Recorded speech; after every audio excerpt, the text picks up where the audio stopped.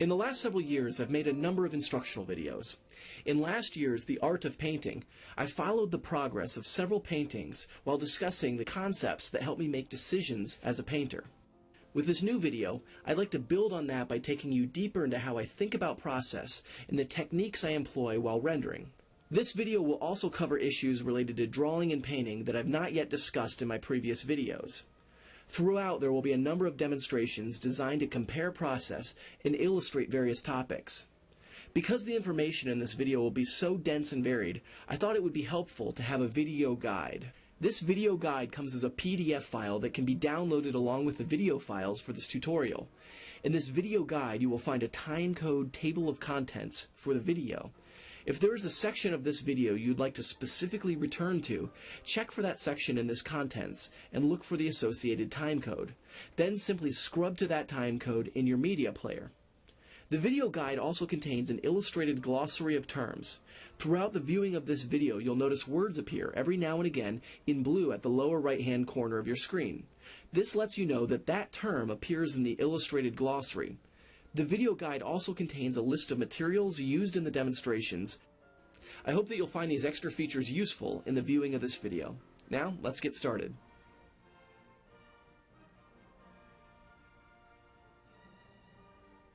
For an artist, the complexity of the visual world can be extremely overwhelming. There's so much information that needs to be mentally processed, converted into pencil or paint, and reconstructed on a flat surface so as to convey the illusion of depth, form, and light. I use two distinct modes to analyze this information. The first is the two-dimensional mode, also known as the optical mode. In this mode, I will interpret all of the information in front of me two-dimensionally on the picture plane. Imagine we are going to begin drawing a portrait of Morgan here. Suppose we chose to ignore the spatial depth of the scene and the three-dimensional volume of her forms.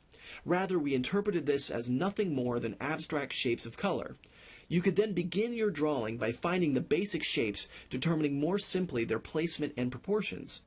I often begin my drawings by imagining a piece of glass suspended between me and the subject, and think of how simple it would be just to reach forward with a marker and trace these shapes two-dimensionally on the glass. Analyzing things in this way can be a big asset when trying to set up a drawing or painting. The second mode is the three-dimensional mode. In this mode, I interpret all of the information three-dimensionally. These are no longer flat shapes, but three-dimensional forms with anatomical structure. Because it employs various concepts, the three-dimensional mode is often called the conceptual mode. An artist can also analyze color in either the two-dimensional or three-dimensional modes. We could look at these as flat shapes of color that we individually categorize according to their hue, value, and chroma, or we could analyze the value progressions, hue shifts, and chroma progressions as three-dimensional local colors being acted upon by light.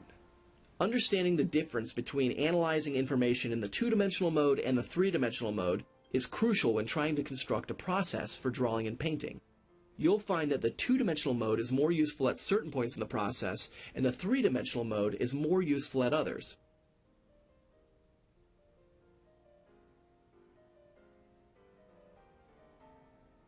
Let's explore a few examples of how an artist might organize their drawing process around the two-dimensional and three-dimensional modes. I've always visualized this big switch in my mind when I draw. If it's flipped up, I'm in the two-dimensional mode. When it's turned down, I'm in the three-dimensional mode. You obviously don't need a mental device like this, but it's always helped me be clear about when and what I'm doing. With Ashley's first pose here, I'm starting in a strict two-dimensional mode. Think of the idea mentioned earlier about the glass suspended between me and the subject. What if I just had to reach forward and trace Ashley's shapes with a marker? I take this thought to my paper and begin to work out the shapes with a simple two-dimensional idea in mind. The drawing has just begun, so I don't lock into anything. I keep the shapes very simple. These shapes are made up of large tilts that converge at points. During this two-dimensional mode, any kind of comparison or measurement that exists flatly on the picture plane can be used. This would include comparative measurement, comparing tilts, and plumb lines. I follow these basic techniques, subdividing until I have a set of shape relationships with a proportional likeness to Ashley. This approach is one I generally take because I find that I'm more successful getting the proportions correct when I think of the shapes without the added complexities of form, anatomy, and perspective concepts. With the proportions established, I now flip my mental switch to the three-dimensional mode. These are no longer just flat shapes. Rather, they are full anatomical volumes of a figure. I make myself believe in the three-dimensionality of the scene by pretending my hand is passing into the paper and sculpting Ashley's forms. The shadow patterns are no longer flat, dark shapes, but effects of light on three-dimensional form. I continue with this until I have represented all of the contour edges, terminator edges, cast shadow edges, and prominent structures in the halftones. In this next example, I'll try beginning the drawing in a three-dimensional mode. Instead of the flat 2D shapes of the last drawing, I will use loose lines that are intended to find a three-dimensional gesture running through the figure. I will also begin putting in three-dimensional volumes meant to represent the volumes of Ashley's various forms.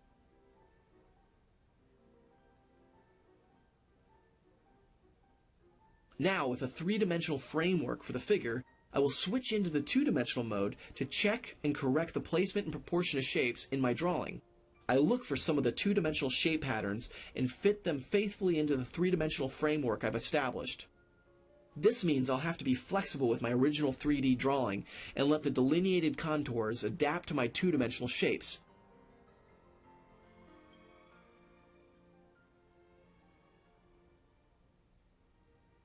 Once I've developed to this point, I can comb back through the subforms and refine by once again switching back into a three-dimensional mode to sculpt the features of the face, subforms of the figure, and shadow patterns.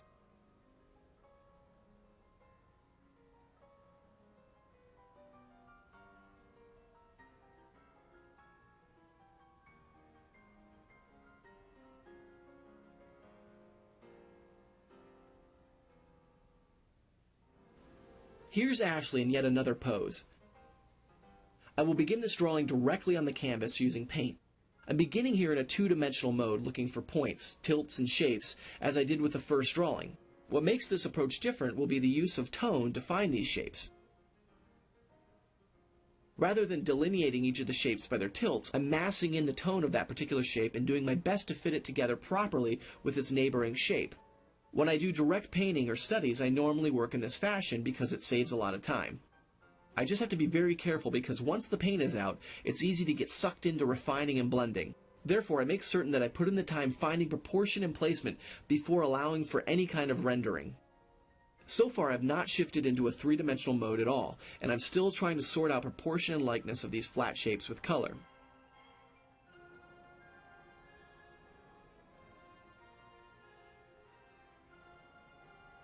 An artist could of course choose to finish their entire painting in this two-dimensional mode, subdividing shapes indefinitely. However, my personal interest as an artist has been in rendering the painting as three-dimensional form. So I choose the order and steps of my process based on what best supports the rendering stage. This of course varies from person to person according to their temperament, strengths and weaknesses, and artistic goals. An artist could certainly render form by abstracting their subject into planes.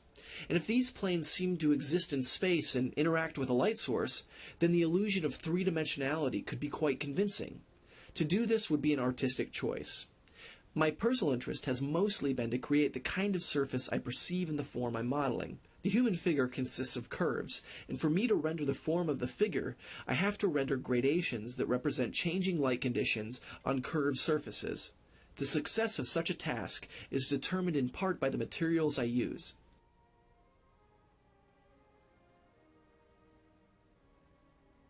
For me, the two important features when it comes to pencils are control and range. I want precise control over the quality of lines I produce and a value range broad enough to express the subtlety of form. Control is achieved by always having your pencil well sharpened. Range is achieved by having a good set of hard and soft pencils. Most brand of art pencils suit me just fine. I will be using Derwent Graphic in this video. I recommend trying a number of different papers so as to compare and contrast until you discover what suits your artistic goals the most. Because I like to render in a very detailed, specific way, I prefer a paper that is fairly smooth. The paper brands I will be using in the following demos are Arches Hot Press Watercolor Paper and Canson. As for erasing, I just rely on my kneadable eraser.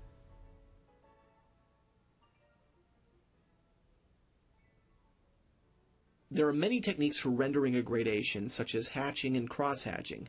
Many of these techniques are about varying the distance of your pencil strokes to produce an aggregate value at a distance.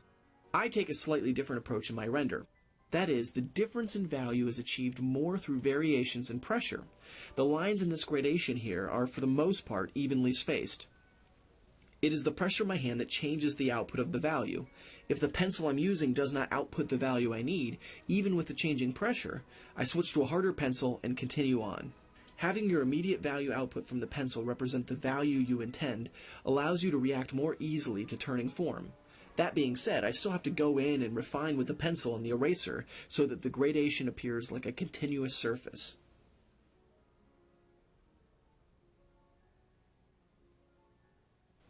An incredibly useful exercise for rendering form is rendering a sphere with a single light source entirely from your imagination. To begin this exercise, first draw a circle to be the contour of your sphere. Then select a direction for the light source. Let's say it's coming from this direction and striking the sphere most directly here. I'm imagining the light source as a point light source, meaning it doesn't have a surface area, and therefore can be thought of as coming from a single point.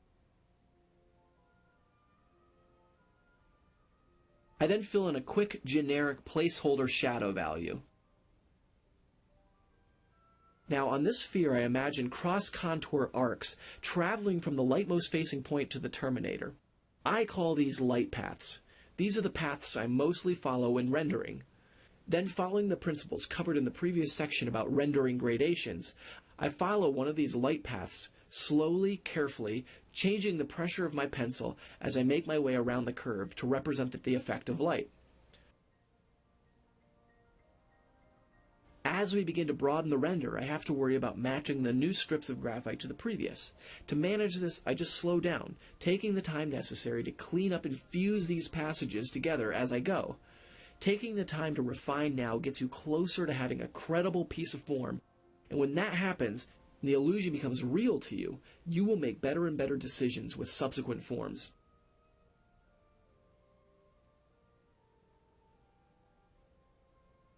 You'll notice as I model the lights, I actually cross the threshold into the shadow. This is when I establish the actual value of the shadow.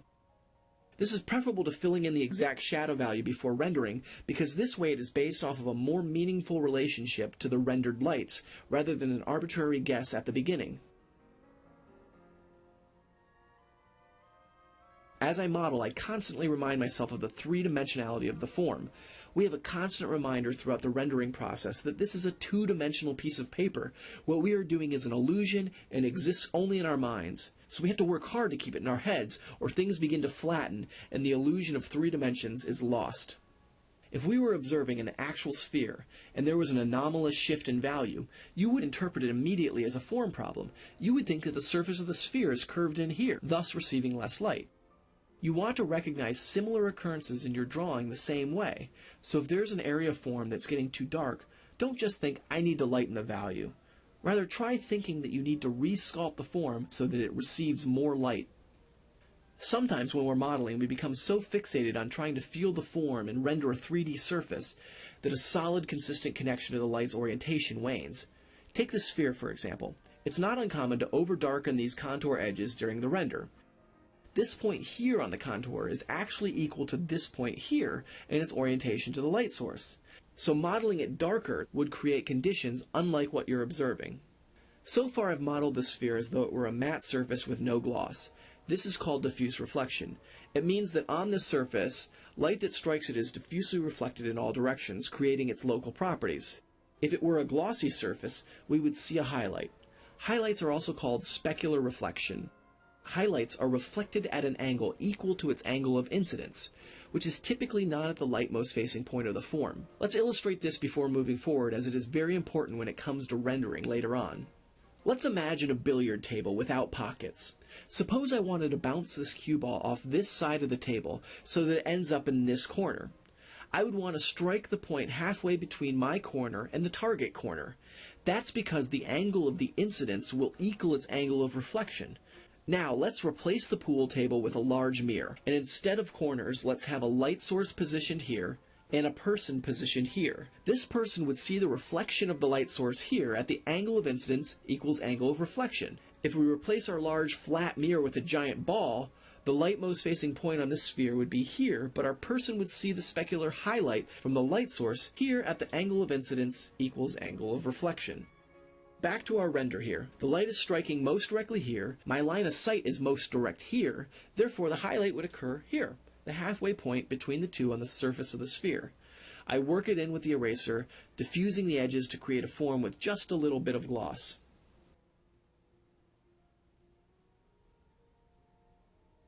Here's a complex irregular form I made up from my imagination. This part of the form here is round like a sphere. If the light were striking it most directly here, then it would turn from that point and terminate approximately here.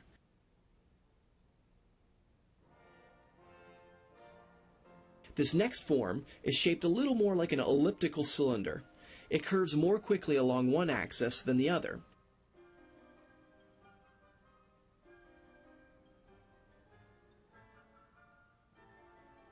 This form is more like a cylinder.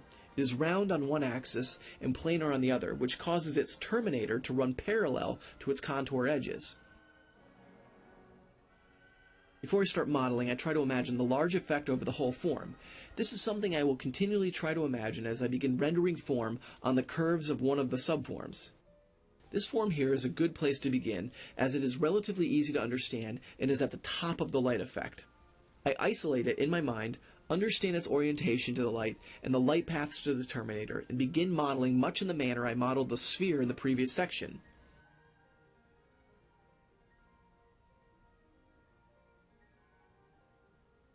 Once I reach the boundaries of this subform, I then move to the next subform, isolate it in my mind, understand its orientation to the light and its light paths to the terminator. I model around them, applying pressure to my careful, tightly crafted gradation, forcing myself to feel the three-dimensionality of this curve in space. Once this form's surface is rendered, I then look at the two together and ask myself how they work together. Do they achieve the overall light effect across the whole of the form?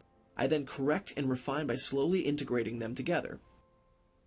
Once this is complete, I move to the next form, isolate it, render it, and then integrate it. My modeling process in both graphite and paint follows this basic pattern: isolate, integrate, isolate, integrate. I'm also following a pattern of action and analysis, meaning my pencil-to-paper action is the careful rendering of subforms, while my analysis takes place during breaks in the action, where I assess whether or not the rendering of the subforms will fit the context of the overall form and its light effect.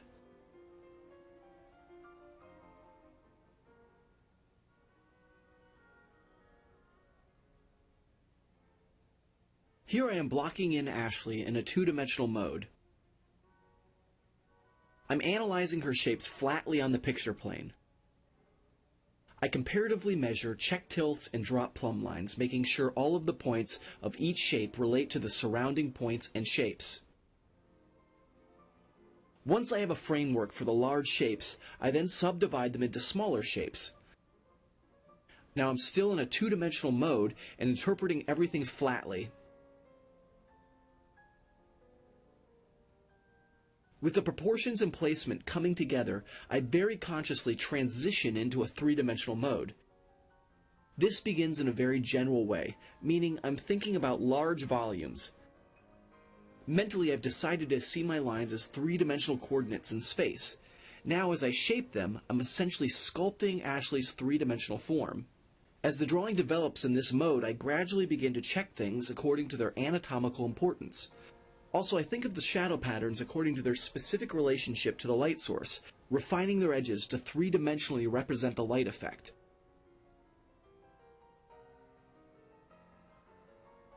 I pick a form to begin my render. I like this one because I can understand its volume and orientation to the light easily. It is an elliptical cylinder with a clear terminator. I follow these light paths around, gradually changing the pressure of my pencil to create a gradation that represents this particular curve in space.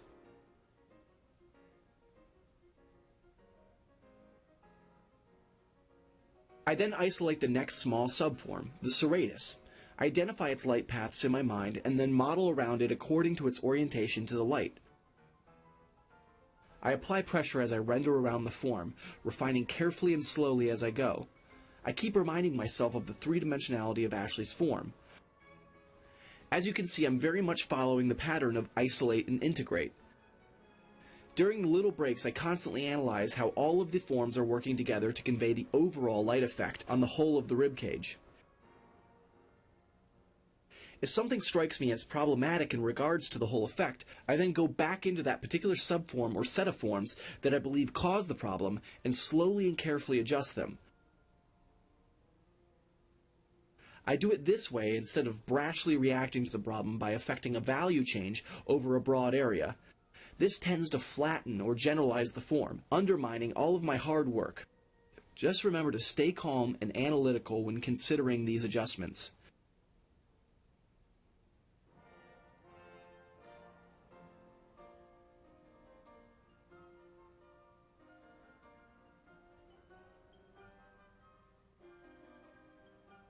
As I work the opposite side of the ribcage, I maintain my pattern of isolate and integrate. I'm also very aware that each of these forms is more light-facing than their counterparts on the other side of the torso. Therefore, I have to maintain much more value compression in my render.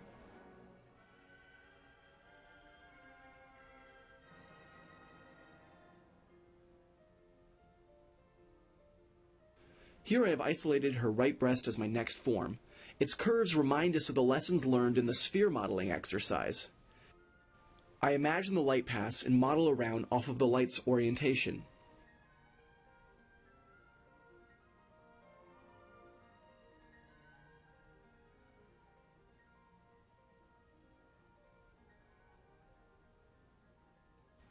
Here the pectoral muscle is extended vertically, creating an elliptical cylinder form. I follow the light paths of an elliptical cylinder to the terminator.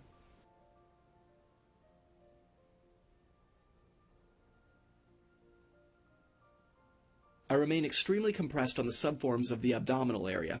Again, I'm very conscious of the common orientation that each of these subforms has in relationship to the overall torso form. I continue to isolate and then integrate as I move down. This is made easier as the drawing develops because I now have a context. I believe in the three-dimensionality of what I've rendered so far. That makes imagining what has to happen next in the following forms much easier. This is why I fight so hard in the beginning of my render for that three-dimensional illusion. It puts me into the space, allowing me to see this as a sculpture more than a flat drawing on a flat sheet of paper. My large form goal for this area is to have all of the small subforms add up to represent the overall light effect on the pelvis and pubic area. I isolate each form, render and integrate with the previous. During my breaks, I sit back and evaluate whether or not I'm accomplishing my big form goal. If I'm not, I consider where it's going wrong, which subforms are receiving too much or too little light. With that kind of evaluation done, I go back in, get on the form, and refine my render according to the changes I've decided on. Once I have the pelvis covered, I can then look across the light effect of the whole torso and ask myself how well the light effect works across the two large forms of the ribcage and pelvis. I very analytically try to pick out problems and again go back in and integrate the individually rendered forms to the whole.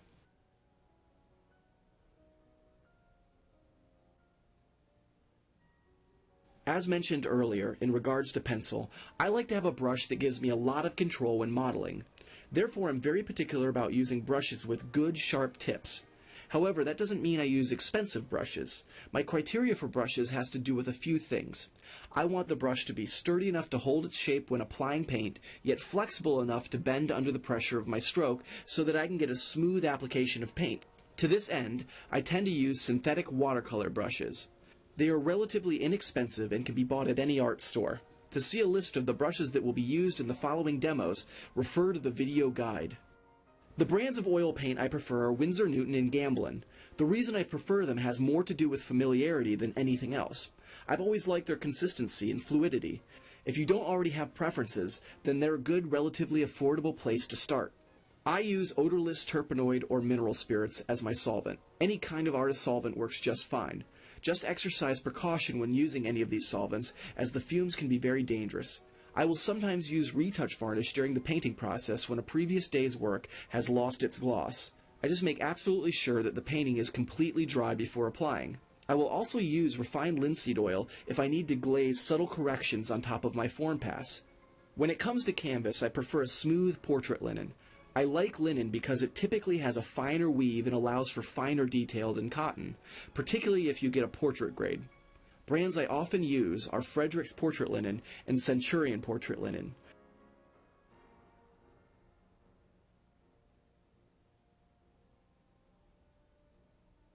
To paint a basic gradation, I put down my first value. Then I apply my next, just barely overlapping the previous, letting the wet property of oil paint create something of a blend between the two. I work my way up the gradation, focused on mixing the value transitions that need to happen with each brushstroke. Once I've made it the entire length of my gradation, I then go back in with a clean brush and refine by more carefully organizing the transitions. If there's an adjustment large enough, I will return to my palette and mix the necessary value or color to enact such an adjustment.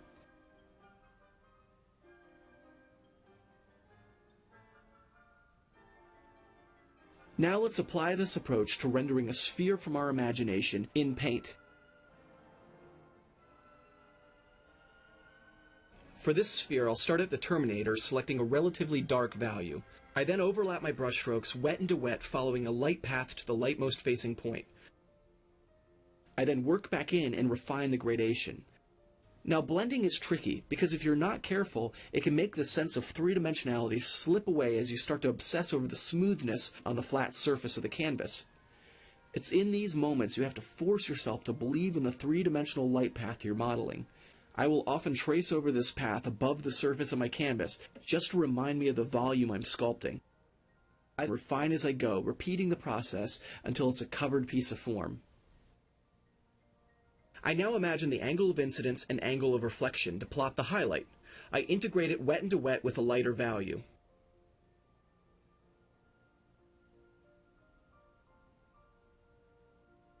Here is a block-in I'm developing of Zoraya. With this portrait, I will demonstrate a monochromatic underpainting. This is known as a grisaille. Its intent is to establish the form as well as I can with value before adding the full complexity of color. This is an excellent approach to take if you are just learning to paint form or finding that painting form is particularly challenging at the same time you're trying to analyze and paint color. I have transferred the drawing to canvas and have given it a light tone. My palette for this will consist of titanium white and a mixture of half raw umber and half ivory black. I begin modeling around the large curves of Zoraya's head, recalling the painting of the sphere. I'm overlapping each brushstroke carefully, wet into wet.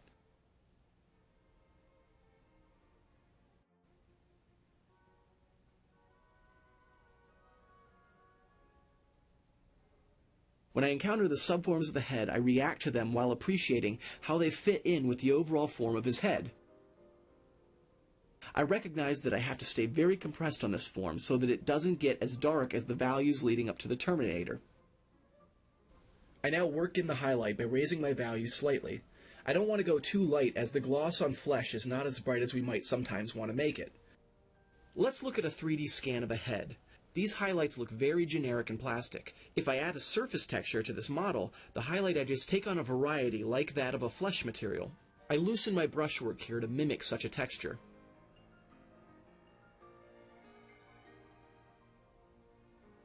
As I arrive at the terminator, I slow down and key its value in relationship to the range of values I rendered in the lights. I then remodel the significant drop-off of light in those last few degrees of dark light before the terminator. The drop is most significant in this small range of form, so I spend a lot of time organizing and refining it until it's just right.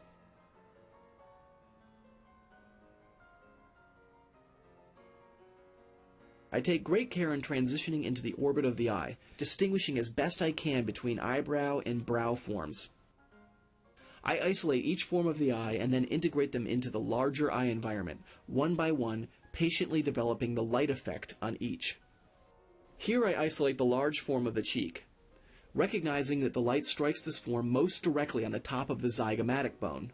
I imagine its light paths to the terminator along Zoraya's jaw and begin to model around. I react to the turns of the subforms as I go, analyzing all the while how each turn adds up to create the large light effect on the whole of the head.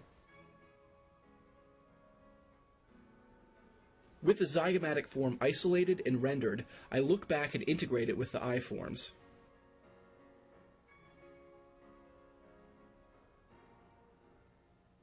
Again, I key the terminator off the values of the light effect and refine that last bit of curve leading into it.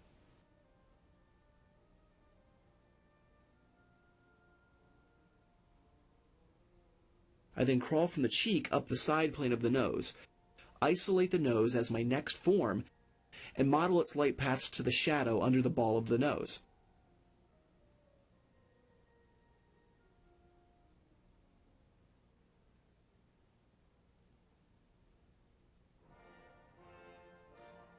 I adjust my value downward to represent the local value of Zorai's mustache. My value will modulate here as I consider the changing density of his mustache hair. Areas where it is less dense, my value is lighter, revealing more of the flesh tone below. Where it is more dense, the darker it becomes. As with the eyes, there are many subforms to the mouth. In many ways, it makes it easier to isolate little goals and break down the process into manageable chunks.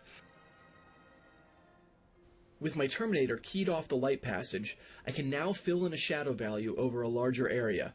I keep it simple, recognizing the compression in the shadows in relationship to the lights. It's also an underpainting, so I'm minimal in the range I'm seeking to paint.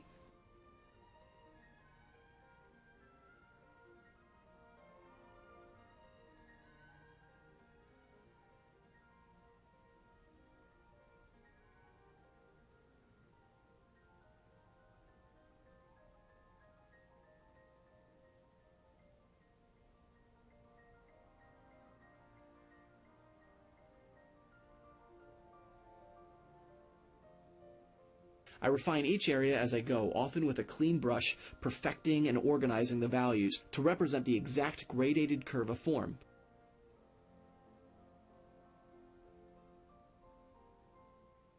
I repeat this process until the whole of the head is covered. I then let it dry completely before moving to the full color form pass.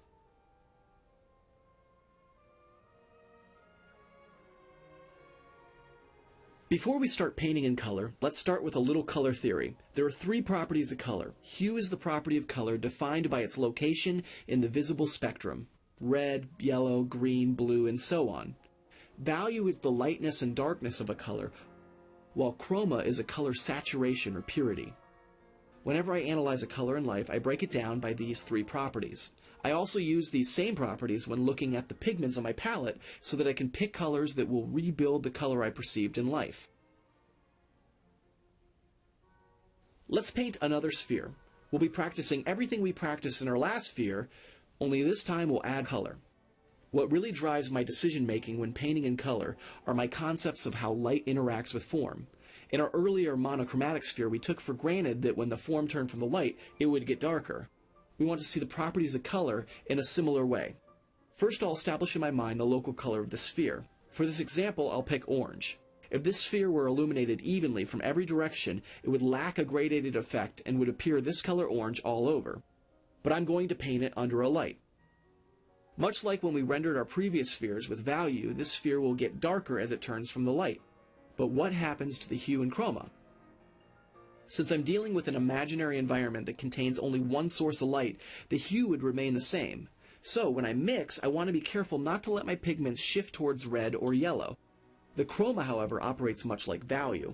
Because we are essentially seeing more of the object where the light is striking most directly, it appears lighter in value. So too does it appear more chromatic. So as I attempt to render the diffuse form of the sphere, I am tasked with three things: lowering the value as it turns from the light, lowering the chroma as it turns from the light, and keeping the hue of orange from deviating towards red or yellow. When I render towards the terminator edge, I can drop value and chroma with raw umber. If the umber mixes in such a way with other pigments to influence the hue, I will add other colors to keep the hue stable. For instance, if it shifts red, I might grab some yellow ochre to bring it back towards orange. If it shifts towards yellow, I'll grab a bit of alizarin crimson to bring it back. Whatever pigments you use, you should consider them according to their hue, value, and chroma. Once covered, I then conceptualize the highlight by thinking of the angle of incidence and reflection between me and this light source. Color-wise, I imagine I'm dealing with a white light source, which has no chroma. If the specular highlight is a mirror-like reflection of this achromatic light source, it stands to reason that the highlight on our sphere would be less chromatic than the surrounding diffuse reflection.